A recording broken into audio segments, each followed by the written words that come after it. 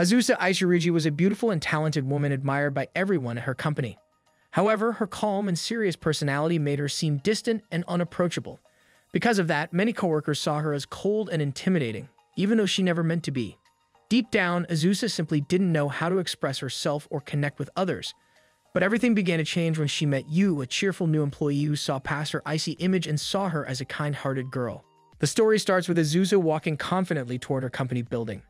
Her posture was perfect and her expression composed, the kind that made people recognize her instantly.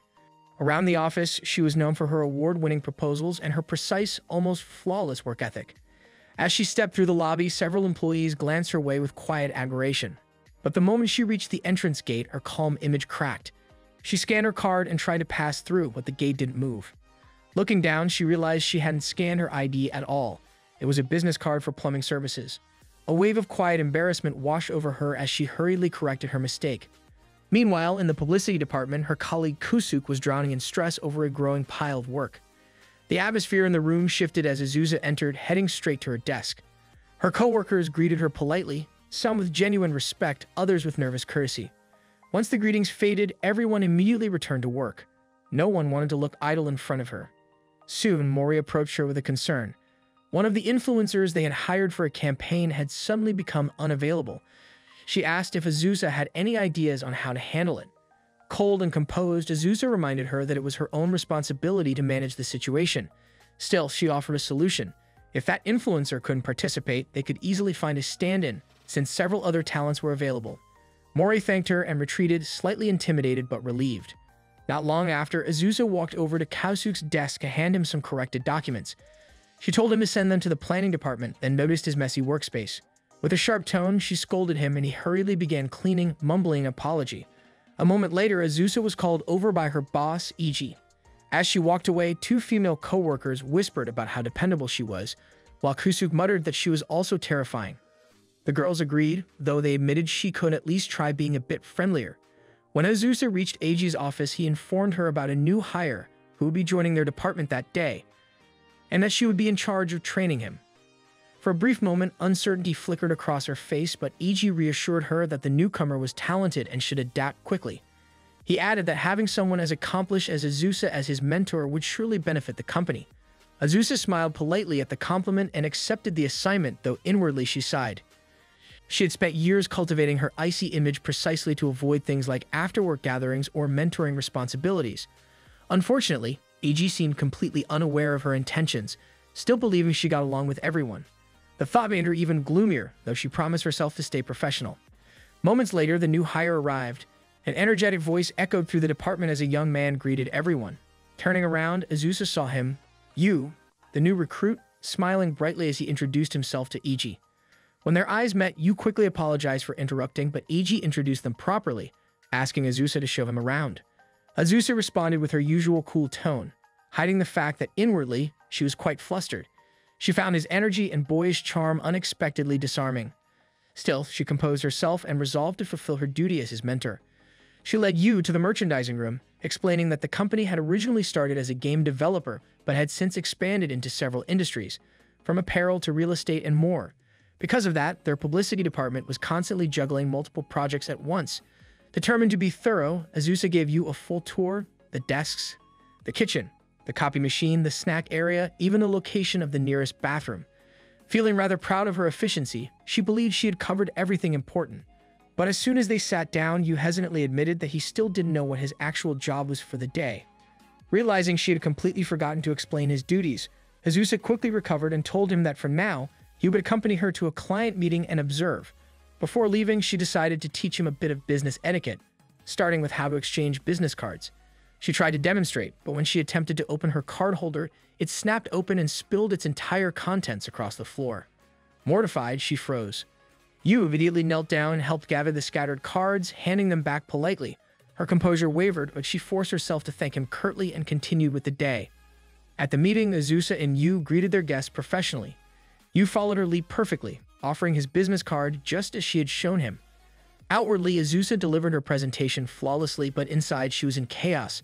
She could feel Yu's attentive gaze on her the entire time, and it made her more nervous than she wanted to admit. After the meeting, Yu complimented her poise, unaware of how drained she felt. As lunchtime approached, Azusa debated whether she should invite him out. She began smiling faintly at the thought, but then panic set in. What if inviting him could be seen as inappropriate? What if she seemed too cold if she didn't? Her thoughts spiraled. She even began worrying about what kind of small talk she could manage. Yu, noticing her troubled face, asked if something was wrong. Flustered, Azusa abruptly claimed she had another meeting and told him to eat without her. She hurried off, cheeks burning, and once alone, slumped against a wall, sighing in defeat. Mentoring, she realized, might be harder than she thought. By the end of the day, Yu stopped by her desk to say he was heading home. Azusa gave a short acknowledgement, then mentally scolded herself for sounding cold again. But before leaving, Yu thanked her sincerely for helping him through his first day, admitting he had been nervous. Azusa softened, telling him it was natural for newcomers to make mistakes and reassuring him that he could rely on her. Her words, though few, were genuine. That night, as she walked home through the quiet streets, guilt crept in. She realized she had spent the entire day worrying about her own image instead of focusing on Yu's experience. Determined to do better, she promised herself that tomorrow, she would try to be more open and straightforward. The next morning, Yu was chatting with some coworkers when Azusa arrived. She coldly told them to make way, and everyone immediately stepped aside. Feeling oddly proud of herself for greeting them normally, she sat down, completely unaware that she had just intimidated everyone again. Later that morning, she handed Yu a new assignment, drafting a proposal for a manga studio. She gave him some of her past work as reference and told him to use it as a guide. While Yu worked, Azusa made a private vow. Today would be the day she finally invited him to lunch. When Yu came over to ask her to review his draft, she pointed out several errors and told him to revise them. Before he could start, she added that he should do the revisions after lunch. It was her chance to finally invite him. But when she turned to look for him, she saw him returning to his desk with a cup of instant noodles. Shocked, she scolded him for eating something so unhealthy. Yu sheepishly explained that he was trying to save money. Azusa froze, feeling guilty for snapping at him. She turned away, realizing she had missed her timing again and possibly sounded insensitive on top of it. During her own lunch in a small diner, she felt weighed down by frustration. She thought back to her early days, remembering how her own mentor once brought her to the same restaurant, offering kind words and encouragement. The memory stung, making her wonder if she was failing as a mentor. Her phone buzzed, interrupting her thoughts. It was Ritsu, a senior colleague. As she walked back toward the office, they discussed pending tasks and upcoming projects. Before hanging up, Ritsu teasingly advised her to practice small talk and mentioned that the collaboration cafe project might reach out soon. When he learned she had a mentee, he laughed, reminding her to go easy on the rookie. He knew of her reputation for being strict. Azusa argued that she was doing fine, but Ritsu bluntly told her that short replies didn't count as conversation. He also warned that younger employees these days wouldn't hesitate to quit if they felt unsupported. The comment hit her hard. What if you really did leave because of her poor mentoring? That evening, as the office emptied out, Azusa stopped by a bookstore. Despite her earlier resistance, she bought several self-help books about communication and leadership. Back in her apartment, she realized she hadn't bought dinner.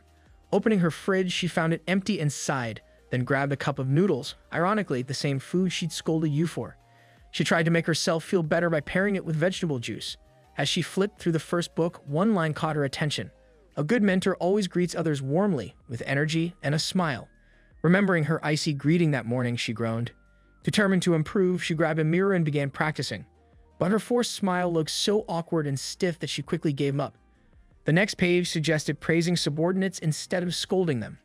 Azusa frowned. She believed in accuracy and improvement, not empty compliments. Was she really cut out for this role? She leaned back, exhausted, and stared at the overcooked cup noodles sitting on the table before digging in anyway. The next morning, disaster struck again. She overslept. Panicking, she rushed through her routine, terrified of being late in front of Yu. Thankfully, she made it just in time, appearing as composed as ever. But as soon as she arrived, she overheard two coworkers whispering. They called her strict and scary, saying the only reason she kept her position was because of her skill, not her people skills. The words pierced deeper than she expected. She dropped her tablet and sticky notes covered in her self-reminders about tips to how to communicate. Yu quickly picked them up and handed them back gently, catching a glimpse of the hurt on her face before she hid it again. She muttered that they should start the day brushing it off. But before she could walk away, Yu turned toward the gossiping coworkers. With a calm smile, he said that he actually felt lucky to be under Azusa's guidance, that he had already seen her kind side. The room fell silent. The two coworkers paled, realizing Azusa had overheard everything. Yu returned to her side, quietly apologizing if he'd overstepped. Azusa turned away, pretending not to care, then whispered a faint thank you. As they walked toward their desks, she awkwardly tried to ask if he wanted to have lunch together, but Yu missed the hint entirely, cheerfully replying that he'd have noodles again, this time with a veggie stick to make it healthy. The next day, everyone gathers in the meeting room as Azusa confidently presents her plan for the company's next big project, a collaboration cafe. One of their popular games, Racing Girls, will be turned into a themed maid cafe event where the characters appear dressed as maids, and the interior will be designed to look just like the game's racing map. It's a bold idea meant to give fans a fully immersive experience. Yu watches quietly from the side, admiring how calm and professional Azusa looks as she explains her plans to the clients. When the meeting ends, the two of them escort their guests out of the building. Their partners seem thrilled, saying the last collaboration brought in tons of new fans and they can't wait to work together again. But once the guests are gone, Azusa's professional tone returns. She tells Yu he'll also be taking part in this cafe project. She instructs him to study her proposal and fill out several documents based on her past work. Then, as she heads back inside, she secretly makes a promise to herself. Today, she will finally invite him to lunch. However, that determination vanishes almost instantly when she tries to scan her ID at the gate and realizes she's used the wrong card. Later in the office, Azusa notices Yu playing Racing Girls on his phone. Curious, she watches for a moment until Yu glances back and asks if she actually plays the game she manages. Azusa gives a quick professional answer, yes she does, because it helps her understand the customers better. What she doesn't admit is that she genuinely loves gaming and has been an avid player since college. Then, shifting back to work mode, she tells Yu to practice more before finalizing his proposal. Taking her advice, Yu starts a race but crashes almost immediately. Azusa can't help sighing, then decides to demonstrate. She takes his phone, relieved that her gaming skills might actually be useful here. Before joining the company, she'd been a hardcore gamer, even working part-time as a game tester. She still prefers gaming over social outings, but when she starts playing, things don't go as planned. The phone controls feel awkward compared to a controller, and before she knows it, she's leaning and swaying with the turns until she suddenly tips over the edge of the couch and falls. Both Yu and Azusa freeze in shock. Mortified, she jumps back up and insists on trying again. Wanting to help, Yu suggests they switch to versus mode for practice, which makes her relax a little. But when they finally race, it's more awkward than impressive. Instead of showing off her skills, Azusa ends up looking completely unreliable. Later, when they return to their desks, she can't shake off the embarrassment. Her colleagues start making lunch plans, and she realizes this could be the perfect moment to finally invite Yu. She glances at him, but he looks so focused on his screen that she hesitates. Maybe now's not the right time, she thinks. Before she can decide, another coworker calls for her help, and she quickly gets up, pushing her thoughts aside. Meanwhile, Yu runs into a problem with his work and turns to ask her a question, only to find her seat empty. He spots her helping someone across the room, but doesn't want to interrupt. Just as he's about to call out, their section head asks for her assistance, and she leaves again. A nearby office mate then invites Yu to lunch, saying he wants to discuss something with him. Hearing that, Azusa feels a pang of regret. She missed her chance again. She scolds herself internally, but keeps typing, trying to focus. When she overhears Yu politely decline, saying he brought his own lunch, she secretly feels relieved. But that relief fades quickly when she sees what he's eating, just a cup of instant noodles. Concerned, she frowns and Yu explains with a sheepish smile that he's on a budget this month but will eat better next time. Swallowing her hesitation, Azusa abruptly declares that she's treating him to lunch. When he tries to refuse, she turns back sharply and says it's her responsibility as his mentor to make sure he stays healthy. Having no room to argue, Yu finally agrees. At the restaurant, Azusa can't help smiling proudly. She's finally done it. She's invited him to lunch. While waiting for their food, she remembers her own mentor, who taught her how to act properly as a subordinate. Lost in thought, she doesn't even notice Yu quietly placing paper towels and a glass of water in front of her. Small gestures she had planned to teach him herself. When the food arrives, she's startled to see Yu's order, just a salad. She immediately scolds him and cuts a generous portion of her steak, dropping it onto his plate before he can protest. The lunch doesn't start off perfectly, but when Yu takes a bite, his face brightens. He thanks her, admitting it's his first proper meal in a while. Curious, she asks why he's been saving money, then instantly regrets it for being too personal. After a short pause, Yu admits he bought an expensive model kit and decided to save money by skipping good meals. To his surprise, Azusa doesn't lecture him. Instead, she smiles and says it's fine to indulge in things you love, just not at the cost of your health. Yu nods gratefully, and Azusa, feeling oddly reflective, silently vows to stop pulling all-nighters to play new games herself. To lighten the mood, she suggests they play Racing Girls again later for practice. That night, she does exactly that, playing until she finally earns first place using only mobile controls. Her stomach growls and she realizes she hasn't eaten yet. Checking the fridge, she finds only 2 eggs and instant curry noodles. As she slurps her makeshift dinner, she chuckles softly. So much for healthy eating advice. The next morning, Azusa walks into the office more tired than usual, dark circles under her eyes but a small smile on her face. She's proud of herself. Now she can finally guide you properly through the game. She notices him sitting beside her, looking troubled, and remembers how lost she'd been as a new employee. Deciding to be supportive, she sternly tells him to always ask her questions right away if he has any. Yu thanks her but assures her he's fine. The response catches her off guard. She was actually looking forward to helping him today. Throughout the morning, she keeps glancing at him, waiting for him to ask something, but he never does. She even pretends to get water and walk past his desk, but he stays quiet. Azusa starts worrying that maybe she's too intimidating.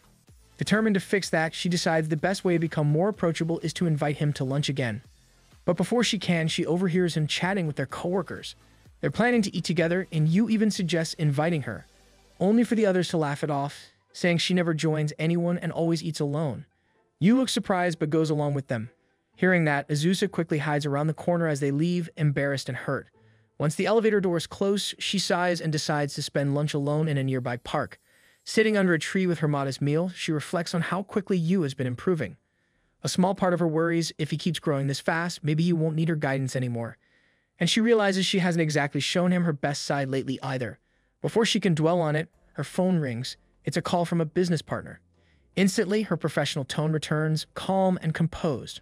Coincidentally, Yu and his coworkers pass by on their way back from lunch. He spots her sitting alone, still working diligently even on her break. Watching her for a moment, he feels quietly impressed before his coworkers call him back. By the end of the day, Yu is still at his desk, polishing his proposal. Azusa tries to offer help, but he says it's almost done. At the exit, she scans her ID to leave, then hesitates. She feels bad for leaving while he's still working, so she goes back to the office. When she peeks inside, she sees him focused at his desk and suddenly feels shy.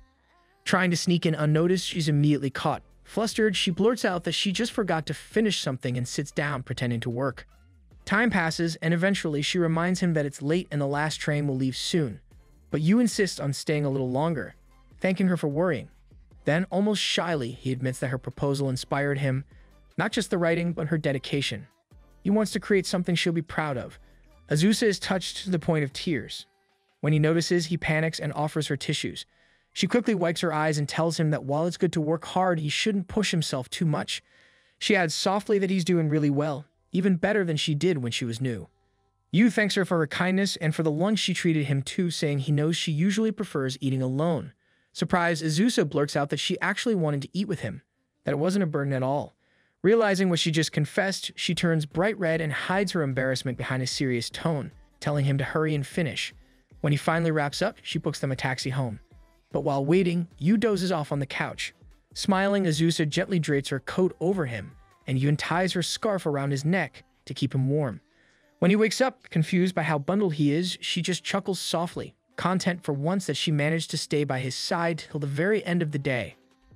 The next day, Azusa and Yu are suddenly invited to join a discussion about an upcoming drinking party. Apparently, one of their coworkers is about to get married, and everyone's excited to celebrate. But the moment marriage is mentioned, Azusa feels a sharp sting of dread. Her mother has been pressuring her lately to find someone and settle down, and just hearing the word wedding makes her uneasy. Then their boss makes a surprise announcement. He says he plans to combine the wedding celebration with Yu's welcome party into one big event. And to everyone's surprise, he wants Yu to organize it. He says it'll be a good learning opportunity for him to practice entertaining guests and handling group events. He also asks Azusa to help by guiding Yu in choosing a good restaurant and buying a gift for the newlyweds. Azusa agrees right away, trying to sound confident, but inside she's worried. She rarely joins her office mates for social gatherings, and honestly, she has no clue where people like to eat, let alone what kind of wedding gift to buy. Once the boss leaves the preparations in their hands, Azusa straightens up and declares it'll start planning immediately. She doesn't want to seem unsure in front of Yu. Soon, the two find themselves wandering through a luxury goods store. Yu looks around curiously, trying to figure out what would make a good gift. As they browsed, Azusa gives him a small lecture, saying that gift-giving is an important social skill, not just in the office, but also in learning how to navigate society. But as Yu studies the displays, Azusa secretly pulls out her phone to search online for appropriate wedding gifts. She curses her lack of experience. Because of her introverted nature, she's skipped so many weddings that she can't even remember the last one she attended. She realizes she's never been invited to any recent ones either, probably because she always avoided them. Still, she's determined to guide Yu properly, even if she's just as clueless as he is. Her eyes eventually land on a shelf filled with mugs. One particular set catches her attention, a pair of couple mugs with adorable cat designs. She picks one up, and a faint sparkle appears in her eyes. Noticing her reaction, Yu walks over and asks if she thinks the mugs would make a good gift, but his sudden closeness startles her. Azusa fumbles and accidentally drops the mug, which shatters on the floor. Yu immediately apologizes for startling her, but Azusa insists it isn't his fault. When the sales lady comes to check, Azusa can't help putting herself down over her clumsiness. She insists on paying for the broken mug, but Yu interrupts, asking if they have another pair available because he'd like to buy them. Azusa protests, saying she should be the one to pay. But Yu simply smiles and explains that he likes the design and wants to use them himself. Before she can argue further, he's already at the counter paying for the set. Feeling both defeated and oddly flustered, Azusa vows to find the perfect present for the couple. She scrolls through her phone again, determined to make up for her mistake.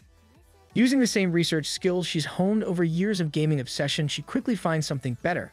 After Yu finishes his purchase, she confidently tells him to follow her because she's already found the perfect idea. Once their shopping is done, the two stop for coffee. Yu thanks Azusa for the wonderful suggestion of getting the couple a pair of high-quality towels, saying he's sure they'll love how soft they are. Then he looks surprised to see Azusa taking her coffee black. Trying to sound cool, she explains that adding milk or sugar would only dilute the coffee's original flavor. Yu looks impressed, though he admits he prefers his coffee with a little sweetness. When he takes a sip, Azusa glances at his cup longingly, secretly regretting how pretentious she just sounded. She remembers how her mentor used to drink black coffee with elegance, and she wanted to imitate that sophistication. But when she finally takes a sip of her own drink, the bitterness overwhelms her. She immediately winces and lets out a small scream. Yu chuckles and offers to get some cream or sugar, and she quickly blurts out that he should bring both.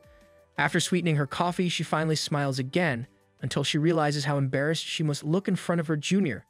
Trying to change the subject, she straightens up and says they should move on to their next task, reserving a venue for the party. With the celebration scheduled just before Golden Week, she worries most restaurants might already be fully booked. The two take out their phones and start searching for options. As Yu lists out possible venues, Azusa finds herself drifting off, quietly observing him instead. Instead of focusing on his words, she starts wondering if Yu enjoys drinking. Eventually, she blurts out the question. Yu admits that he's not really into alcohol. Azusa claps her hands in delight, happy they share that sentiment.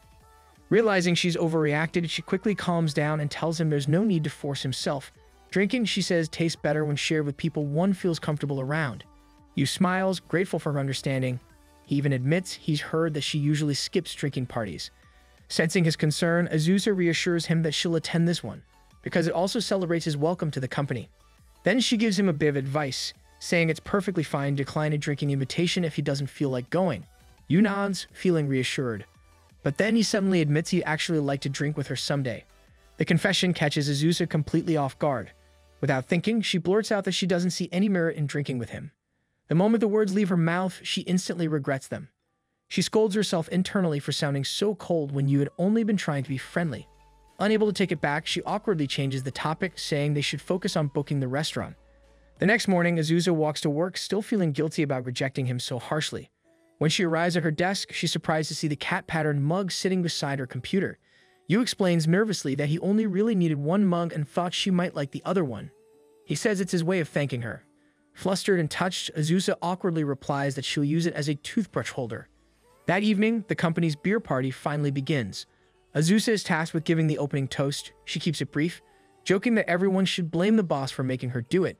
Then she congratulates their co-worker on the engagement and raises her glass. Throughout the night, she stays polite and composed, refusing alcohol, pouring drinks for her boss, and filling her own glass with tea. But she can't help glancing toward Yu from time to time, quietly wondering how he's doing. Meanwhile, one of their co-workers, Koru, approaches Yu and asks how he's getting along with Azusa. Yu glances in her direction and smiles, saying they're actually getting along well. Koru laughs, admitting he was worried since most newcomers are usually terrified of her. Yu says he's grateful to have her as a mentor because she always corrects and supports him when he needs it. Satisfied, Koru pats him on the back and tells him to relax and enjoy the night. Across the room, Azusa overhears their conversation and feels a mix of relief and protectiveness. Then, in a moment of boldness, or maybe because of the alcohol around her, she suddenly stands up, walks over, grabs Yu's drink, and downs it in one go. Startling everyone, she firmly declares that Yu is her mentee, and she won't let him drink anything she hasn't tested first. The group bursts into laughter, amused that she's finally socializing. As the night goes on, Azusa starts feeling tipsy. She excuses herself and steps outside for air. When she doesn't return, Yu notices and goes to check on her. He finds her outside, insisting she's fine, but she eventually admits she's feeling sick. Yu offers to get her things, and while he's inside, their co-workers try to keep him from leaving. But before they can, Azusa reappears with a stern look and announces that she received a call from a client dissatisfied with Yu's work and that they need to discuss it immediately. Yu quickly realizes she's giving him an excuse to leave. Playing along, he apologizes and exits with her. As they walk home, Azusa apologizes for the scene, but Yu says he's actually thankful since he didn't want to keep drinking anyway. They stop to rest on a nearby bench, and Azusa hesitantly asks if he finds her scary as a mentor. Yu shakes his head, saying he was only nervous because it was his first party. She relaxes, giving him quiet advice about taking deep breaths when nervous. Yu smiles back and tells Azusa he doesn't think she's scary at all. In fact, she's been kind to him from the very start. As they talk, he suddenly remembers the first time they met, when he was nervously rehearsing for his interview and accidentally messed up his lines. Azusa had told him to take calm, steady breaths and treat the interview as a way to get to know the company, not as something to fear. He thanked her then, and ever since he's been curious about her. But then, out of nowhere, Azusa stands up and starts walking ahead. Yu, surprised, blurts out that he'd love to share a drink with her someday. To his shock, she actually agrees in a playful tone, saying she wants to teach him many things and maybe learn a few from him too. Her words lift his spirits, but that relief doesn't last long. Soon, he notices her steps getting shaky, and before he can react, she nearly collapses, the alcohol finally catching up to her. The next day, things take an awkward turn. Azusa scolds Yu for not taking a shower, clearly annoyed. Yu quickly apologizes, explaining that after escorting her home, he missed the last train and had a crash at a friend's place, where he fell asleep right away. Hearing that, Azusa starts to feel a little guilty, until her eyes land on a faint lipstick stain on his shirt. And that's when things spiral.